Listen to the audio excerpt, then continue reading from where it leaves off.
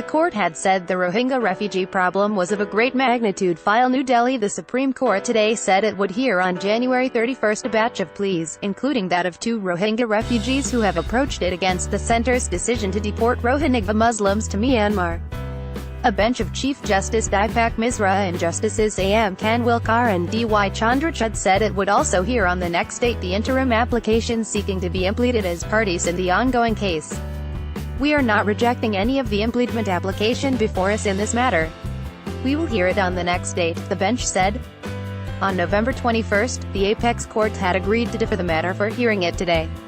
2 Rohingya immigrants, Mohammed Salamal and Mohammed Shakir, had approached the apex court opposing the centre's decision to deport over 40,000 refugees who came to India after escaping from Myanmar due to widespread discrimination, violence and bloodshed there. Various other petitions, including those by former RSS ideologue and Rashtriya Swabhiman Andolan leader K.N. Govindacharya, the CPIM Youth Wing Democratic Youth Federation of India DYFI, the West Bengal Child Rights Body and BJP leader Ashwini Kumar Upadhyay, have been filed in the apex court on the matter. The top court had on October 13 said the Rohingya refugee problem was of a great magnitude and the state would have to play a big role while dealing with the contentious issue. It had earlier decided to give a detailed and holistic hearing on the government's decision to deport Rohingya Muslims to Myanmar, observing that a balance has to be struck between national interest and human rights as the issue involved national security, economic interests and humanity.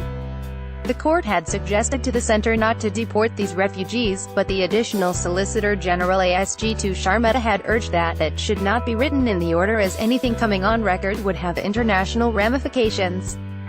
The Rohingya Muslims, who fled to India after violence in the Rakhine state of Myanmar, were settled in Jammu, Hyderabad, Haryana, Uttar Pradesh, Delhi and Rajasthan.